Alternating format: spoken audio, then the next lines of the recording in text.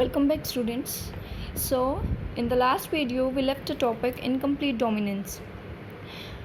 In this topic, it is given that हमने पहले पढ़ा है कि जब दो अलील्स होते हैं तो उसमें एक अलील जो है वो डोमिनेंट होता है दूसरे अलील के ऊपर, यानी कि हेटेरोजाइगस अलीलिक कंडीशन में एक अलील दूसरे अलील को डोमिनेट करता है।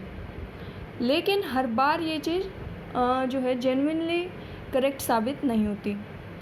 ये हमें किस चीज़ से पता लगा? एक एक्सपेरिमेंट हुआ था स्नैपड्रैगन प्लांट के ऊपर, उसके फ्लावर्स पे स्टडी की गई थी।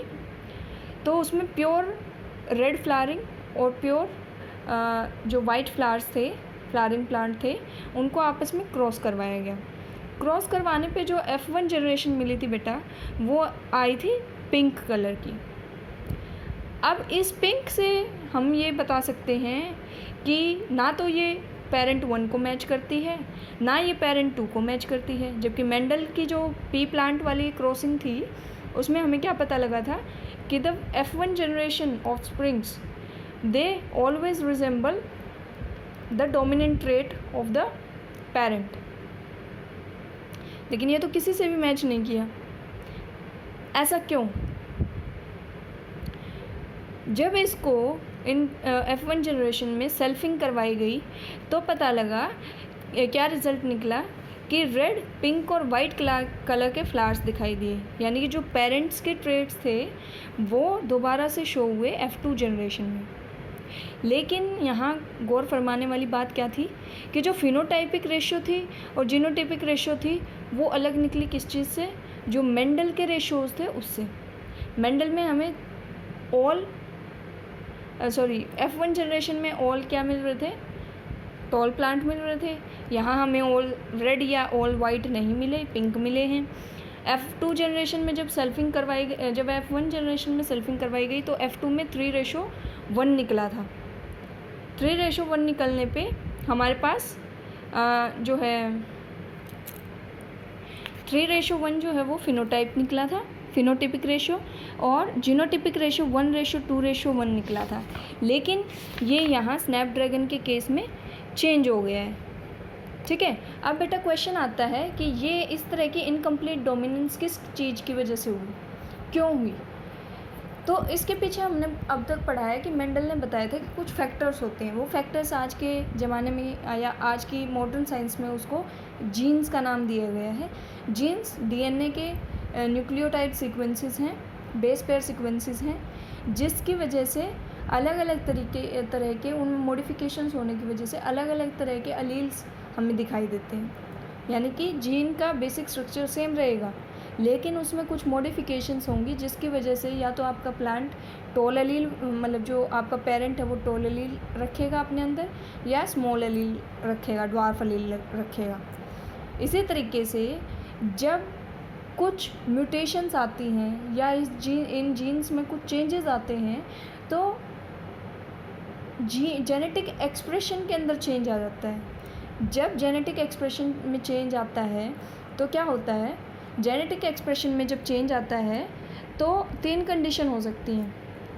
आपको इतनी बेसिक नॉलेज तो मैं एक्सपेक्ट करती हूँ कि ये आपके पास होगी कि DNA सीक्वेंस से RNA बनता है by the method of transcription, और उस RNA सीक्वेंस से प्रोटीन सिंथेसिस होती है। प्रोटीन की चेन, पॉलीपेप्टाइड चेन का सिंथेसिस होता है जिसको कि ट्रांसलेशन कहते हैं।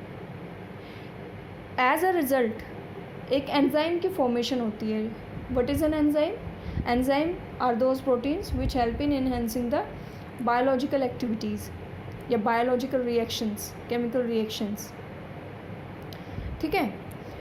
तो हमने जाना कि जो DNA है उससे रिजल्टिंग फॉर्म में एक एंजाइम हमें मिलता है। अगर DNA के अंदर कुछ भी चेंज है तो RNA में चेंज आएगा और इवेंचुअली जो है पॉलीपेप्टाइड के चेन में चेंज आएगा, यानी कि जो एंजाइम बन रहा है उसमें चेंज आएगा। अब बेटा एंजाइम जो है, एंजाइम सबस्ट्रेट के साथ की एंड लॉक वाला मैकेनिज़्म फॉलो करता है। ठीक है।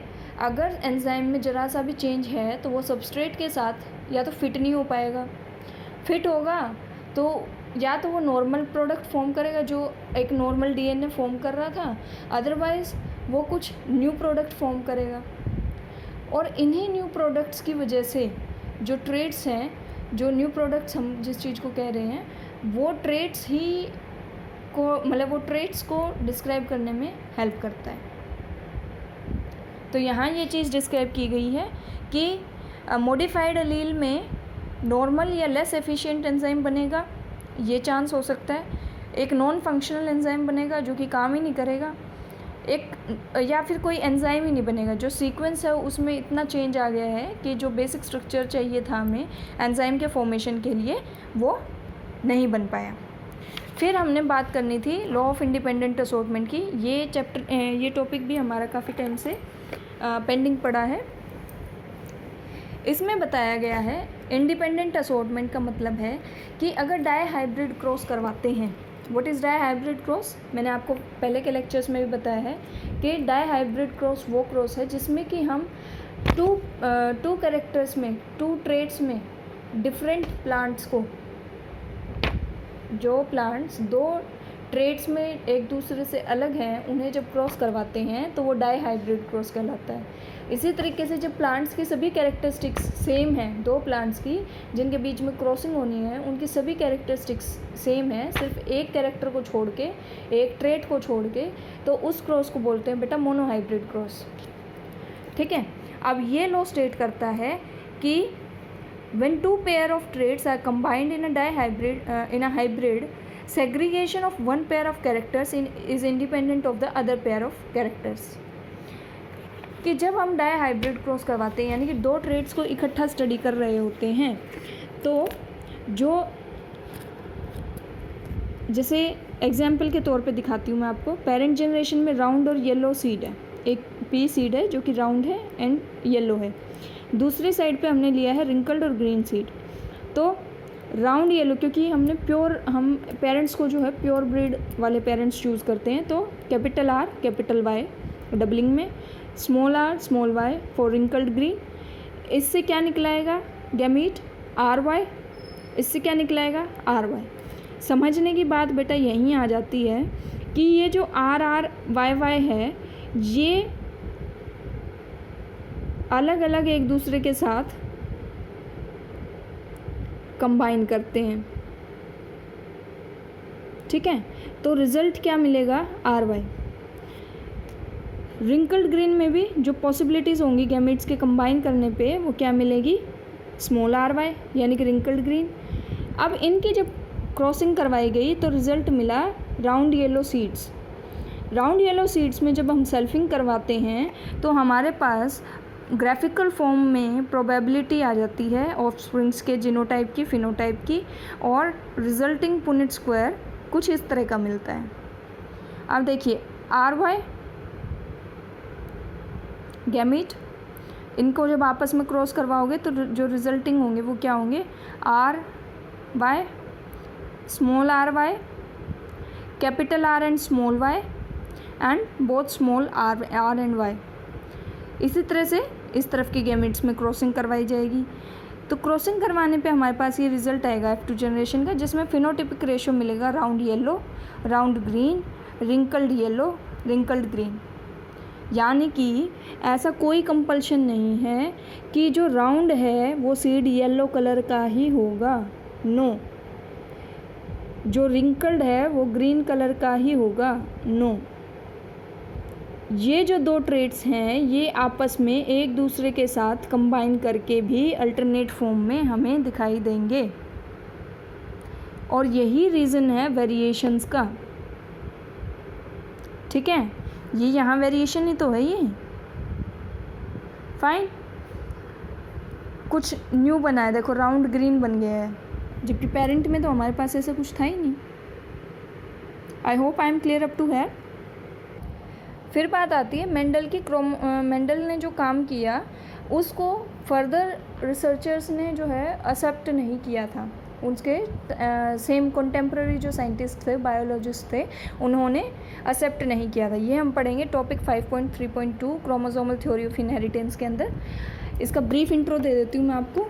तो बेटा चार मेजर रीजंस थे जिसकी वजह से मेंडल के काम को बायोलॉजिस्टों ने रिकॉग्नाइज़ नहीं किया था। पहली बात थी कि उस टाइम पे प्रिंटिंग प्रेस इतनी अच्छे से अवेलेबल नहीं होती थी, जिसकी वजह से मेंडल के काम को पब्लिश नहीं किया गया था या उतनी वाइड रेंज पे लोगों तक नहीं पहुंचाया जा सका था। दूसरा था कॉन्सेप्ट ऑफ जीन्स, जिसको मेंडल ने फैक्टर्स बोला।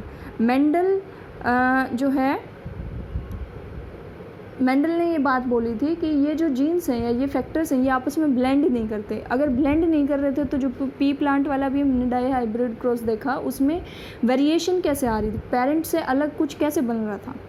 ठीक है। थर्ड था कि मेंडल ने जो है मैथमेटिकल अप्रोच अप्लाई किया था बायोलॉजी को समझने के लिए, जो कि उस टाइम के बायोलॉजिस्ट्स के लिए एक नया कॉन्सेप्ट था और मैक्सिमम जो है इस चीज़ की इम्पोर्टेंस को समझने में सक्षम नहीं हो पाए थे, जिसकी वजह से मेंडल के काम को जो तवज्जो दी जानी चाहिए थी, जो इम्पोर्टेंस मिलनी चाहिए थी, वो इम्पोर्टेंस नहीं मिल पाई। फोर्थ पॉइंट था कि मेंडल जो है वो कोई भी फिज़िकल एविडेंस नहीं दे पाया था जो जीन्स है या जिनको वो फैक्टर्स बोल रहा था उन चीज़ के एग्जिस्टेंस के लिए, या वो ये नहीं बता पा रहा था कि ये जो फैक्टर्स हैं ये किस चीज़ से बने हैं। तो मेंडल जो है बेसिक जो बैकग्राउंड क्रिएट हो रखा था उसको क्लियर नहीं कर पा रहा था। इसी वजह से मेंडल के दिए गए रिसर्च को उस टाइम के बायोलॉजिस्ट ने इतने अच्छे से एक्सेप्ट नहीं किया। इस पे आगे 20th सेंचुरी में आगे 3 साइंटिस्ट ने काम किया, de Vries, Correns and von सेकरमार्क।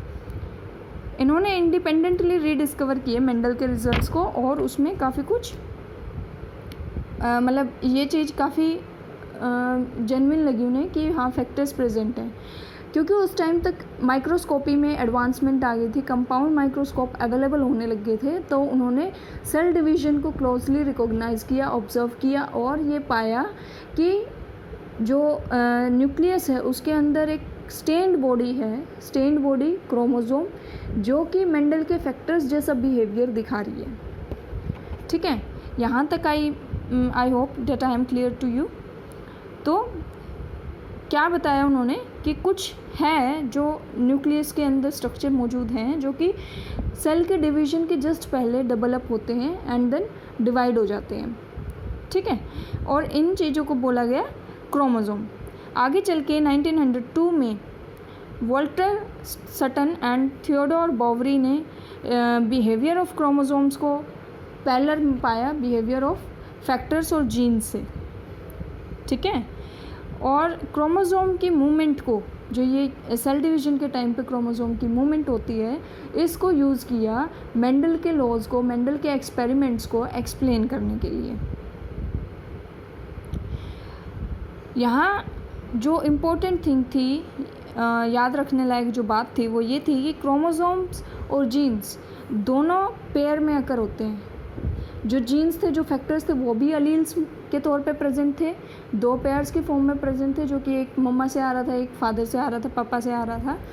और इसी तरीके से जो क्रोमोसोम्स थे वो भी डबल उसमें पेयर में मतलब पेयरिंग में मौजूद थे। 2 alleles of a gene pair are located on homologous sites on homologous chromosomes। homologous यानी कि सिमिलर। अगर मान लो जो अलील है हेयर कलर के लिए, वो मान लो अगर क्रोमोसोम 2 पे किसी साइट पे मिल रहा है, पर्टिकुलर साइट पे, लोकाई पे, तो जो पेरेंट 2 है उसके भी सेम यानी कि क्रोमोसोम 2 के एक पर्टिकुलर लोसाई पे वो क्रोमोसोम या वो जीन आपको मिलेगा। ओके, तो यहाँ ये कंपैरिजन दे रखा है क्रोमोसोम्स और जीन्स के बिहेवियर पे, and you can notice that they are quite similar. Fine. For today it's enough. Tomorrow we will be starting with this figure. Until then you can revise the chapter covered till linkage and recombination. Thank you.